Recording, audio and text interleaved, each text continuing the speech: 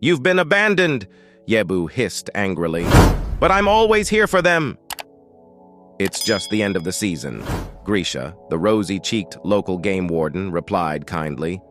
"They'll be back in 4 months." "Leaving one behind and no gratitude for all that you do," Yebu whispered into his ear. Yes, Yebu taunted him. "You fool! A servant! They don't respect or appreciate you.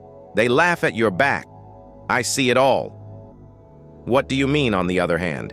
Grigory answered, arguing, standing alone by the mirror in one of the guest cabins, watching as the last pair of vacationers packed their belongings into their car.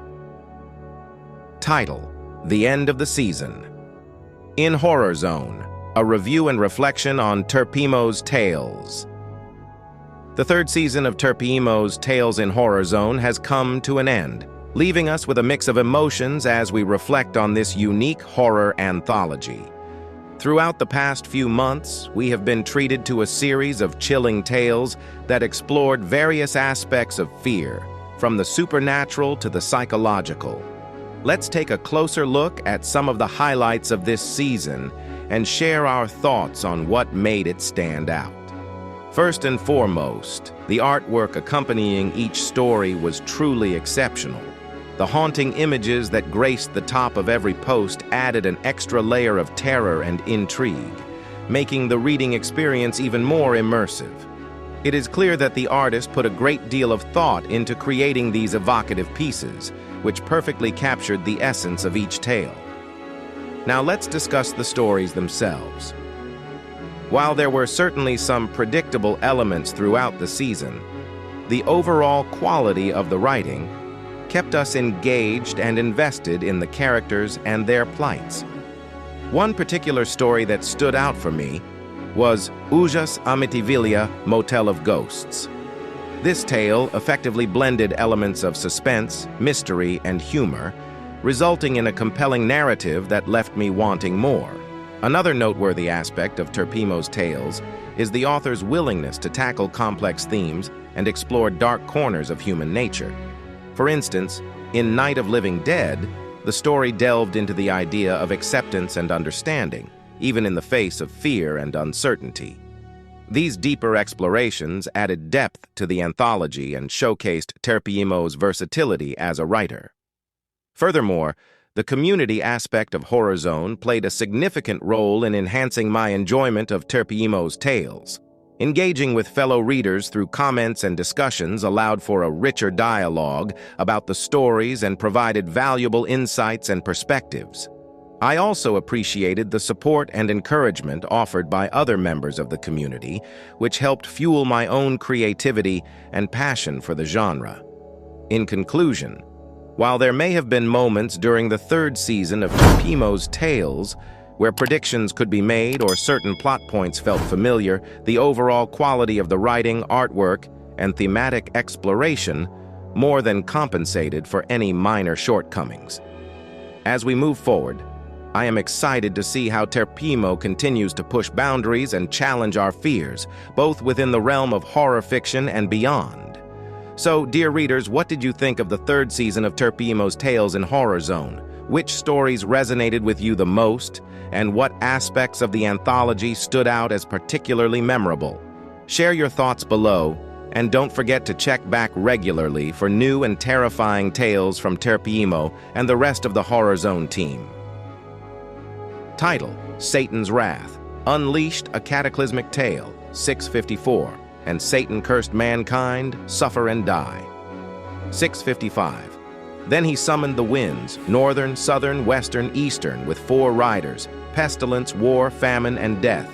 656. And Satan spoke, saying, "Let the great flood begin." And lo, diverse pests were released. Wars erupted between nations and famine gripped the world. Human cries and lamentations filled the air, and Satan saw that it was bad. 657. And it was evening, and it was morning, the 4th day. 658. Then Satan said, "Let waters rise upon the earth." Mighty waves surged up and swallowed parts of cities. 659. The land trembled, and chunks of its urban landscapes vanished beneath the surface. 660, from the depths, geysers of fiery magma burst forth, reaching toward the heavens, engulfing more cityscapes. And Satan saw that it was bad. 661. And it was evening, and it was morning, the fifth day. 662. Then Satan declared, "Let stars and planets fall from the sky." 663, comets and celestial bodies hurtled downward, cratering sections of cities. 664, a star approached Earth, incinerating portions of once thriving metropolises. 665, no longer shall there be pairing among creatures, for all life forms succumb to the crimson abyss. And Satan marveled, beholding the darkness. It was beautiful. 666. Yet there was no longer night nor day, nor morn, for days had been given unto men, but without man, who could call such temporal divisions days. Pause. Lord, what havoc thou hast wrought! But 1 week hath passed, since last I beseeched thee to leave things unaltered, naught but settings changed. Mama! Lucifer once again shattered the earth, bringing forth an apocalypse. Title: The Lake Monster's Feast, an Unexpected Encounter. Kunai trailed the elk to the watering hole and, with a precise shot to the neck, severed its spinal cord. He then dismembered the carcass near the shoreline into 4 manageable parts.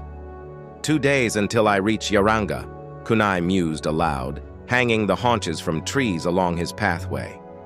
As he returned to the lake for the second portion, twilight had descended. Strangely acting, Malta, a husky Malamute with brown fur speckled with black spots, circled around Kunai, her ears and tail erect. With a lantern, Kunai illuminated the tree branches above him and discovered 2 torn apart, dangling remnants of meat. His heart pounded as he realized, could a bear have reached this place? He readied his rifle on his shoulder instinctively and retreated towards the steep bank, sweeping the beam of light across the nearby shrubbery. Malta whimpered pitifully and clung to Kunai's legs.